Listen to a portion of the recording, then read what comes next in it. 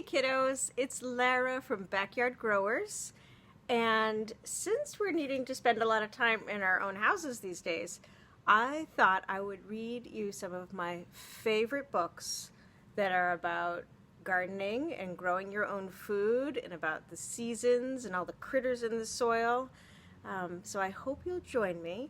We're going to do a little bit of a story hour, and I'm going to ask you some questions too as we're reading, just to get your mind flowing.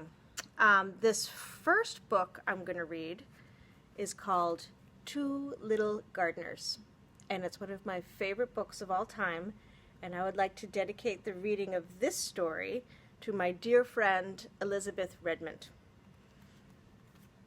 Okay, Two Little Gardeners. Spring! The snow melted. Did we really get a lot of snow? We didn't get that much snow. A snowdrop came up. Those are those cute little flowers with the little white bells on them. A robin hopped, and the worm turned in the ground. You see what's going on there? That's what's happening right now. So the worms are getting excited. They're moving around, getting ready for spring. The groundhog cast his shadow, and the two little gardeners came out of their house to plant their garden. Whoa, they are ready, those two. They've got their tools, the sun is out. They're going to grow some food.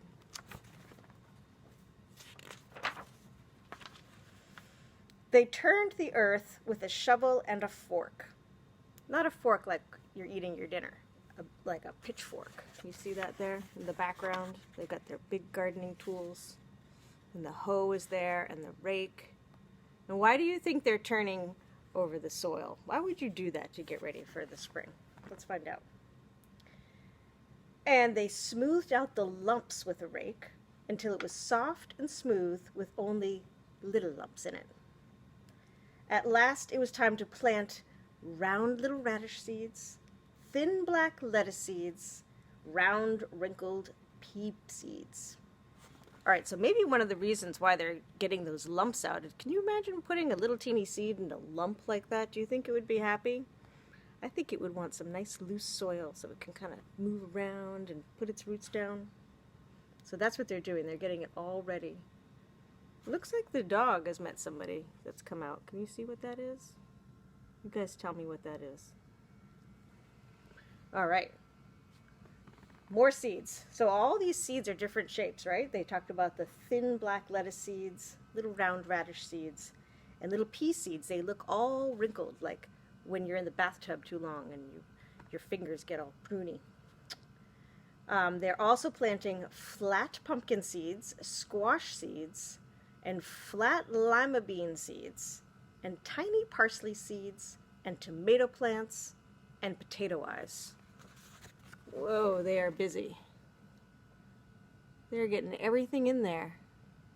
So they're planting some things from seeds, and some things are just plants they're putting right in the ground that probably started in a greenhouse. And it looks like, well, do you like any of these things? Do you guys like radishes? Do you like lettuce? They're going to grow some peas. Everybody likes peas. Pumpkins, of course, because pumpkin pie. Squash comes in all different shapes and sizes. Lima beans, and then of course parsley and all those other herbs are good to make your dishes taste delicious. And fun fact about potatoes, those you actually just put potatoes in the ground, and that's what grows new potatoes. So, quick quiz. What do plants need to grow? What are the two main things? You got it in your mind? Here we go. Then the rain came, and the sun shone. Those are the two things. And the wind came softly blowing through the night. And the rain and the sun and the soft winds in the night brought little green sprouts, sprouting out through the ground.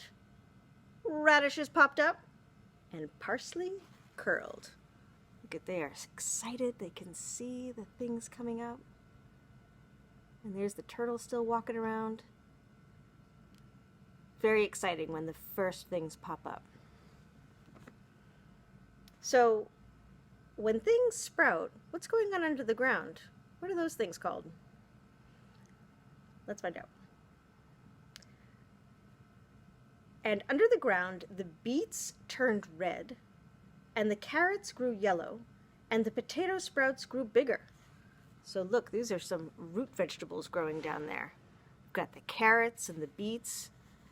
And when you're eating the carrot or the beet, are you eating the leaf of the plant? No. Are you eating the stem of the plant? No. The seed of the plant? No. You're going to eat the root of the plant, which is kind of cool to think about it. All right, so they're doing good now. Everything's coming up, and we can kind of see underground. We can see all the roots going, and look at the potatoes starting to grow under there. It's very exciting. The worms turned the earth over. The moles dug about, and a little mouse built a nest in the grass roots near a rabbit hole. My goodness, there's so many critters. So generally, rabbits are not so great for the garden, but we do share a little bit. And we know how important worms are because worms tunnel about and make air flow all through the soil so that the roots can move around. And then, believe it or not, worms poop, right? Everything poops. And their poop is awesome for the soil because it's basically they've been eating soil and then it goes through them and it makes delicious fertilizer for the soil. All right, we've got squirrels, we've got moles, we've got a cardinal, we've got a mole under the ground. Oh, he's causing some havoc, I'm sure. All right. And beautiful vegetable flowers came out. Yellow tomato flowers, big yellow squash flowers, and red bean flowers. All right, so what's important about those flowers? What is the story with those? Do you think the bees are going to come and pollinate them to create some veggies? Because that is where the veggies come from if they're growing above ground, unlike our carrots and beets. Okay, so we can see in this picture all those little critters flying around, mostly bees, maybe there's some butterflies in there, and they're going to go visit those tomato flowers, and they're going to pollinate them, and those flowers are going to turn into actual tomatoes. It's kind of amazing. White pea flowers and potato flowers. Who knew that potatoes made flowers, right? All full of bees. They're friends, the bees. Our friends, the bees. Thank you, bees, for coming and helping make our food possible. And the weeds came too. And they grew, and they grew, and they grew.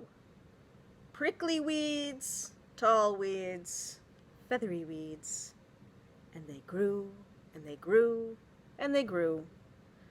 And the little gardeners said, "This will never do." And they hoed out the weeds. That's right. Do some work. Those are the weeds. Weeds are kind of nice a little bit. Like you can see that bee is happy about the dandelion. Right? That's their first food of the spring. But you don't really want a ton of weeds in your vegetable garden. Then the sun shone hotter and hotter. I can't wait for that to happen. That means summertime. No rain. That's not so good for the garden. So they came with their hose and sprinkled the rows till the dusty dirt was all dark and damp and wet.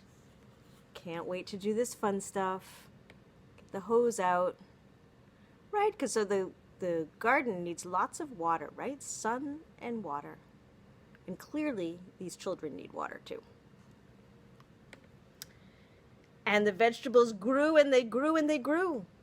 Some grew so high, the two little gardeners had to put up little fences for the peas to grow on, and tall poles for the beans to climb up, and sticks for the tomatoes to lean on.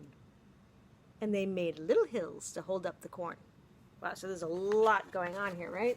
So there's their corn, and they've made little hills to hold them into place, right? And so things like peas and beans, they like to climb up things, so you have to give them a trellis or some sort of support to climb on. And then tomatoes, they take over the whole world when they grow. They go everywhere. So you need to have a stick and kind of tie them up to the stick or put them in a little cage. But these little gardeners know what they're doing. Then came the little birds and fur animals. The gardeners who only come to eat, and who come to eat too soon. There are too many creatures in the garden.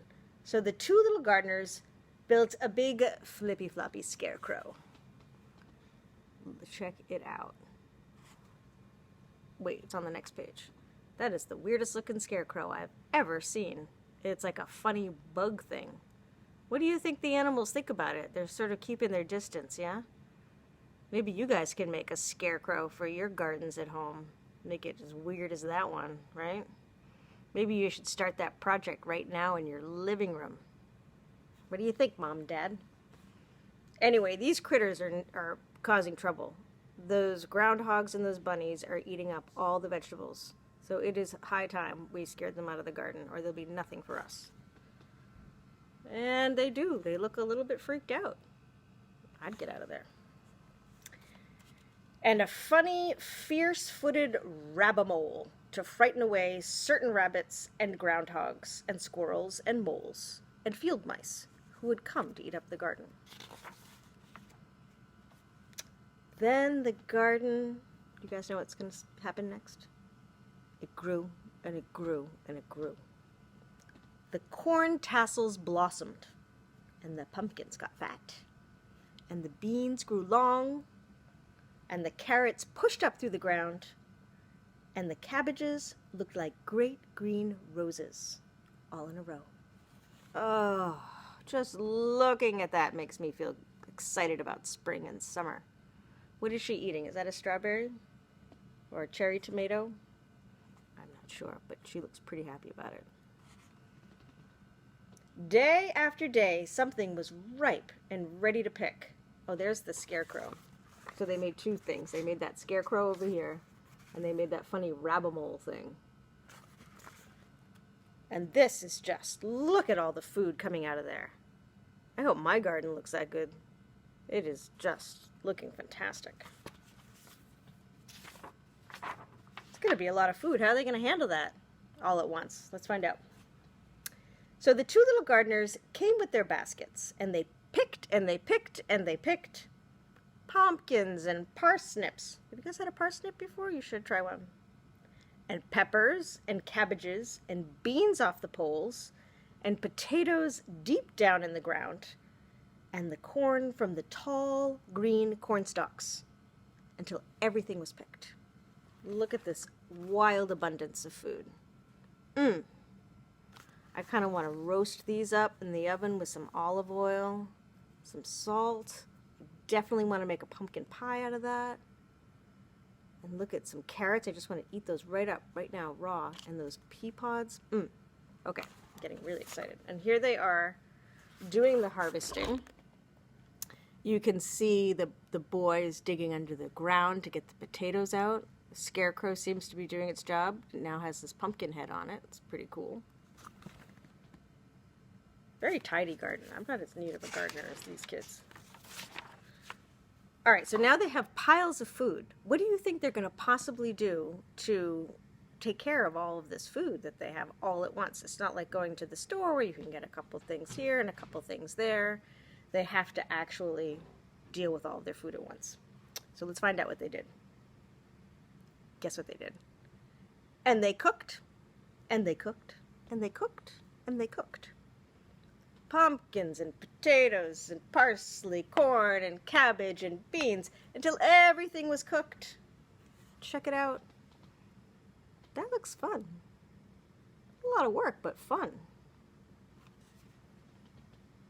What do you do after you cook and cook and cook and cook and cook? I'm gonna let you take a second to say it. And then they... All right, let's see if you got it right. And then they ate and they ate and they ate and they ate. Cabbage and carrots and cauliflower, beets and beans and long ears of corn until they were full. Look at them. They're holding their bellies. They have had a feast. Do you think they still have a ton of food though? It's not. It looked like more than just one meal. Let's see how they handle that. What do you think they should do? But they couldn't eat it all. So they put up some things in jars and cans and bottles and stored them away on the shelves. Well, what clever children. Look at that.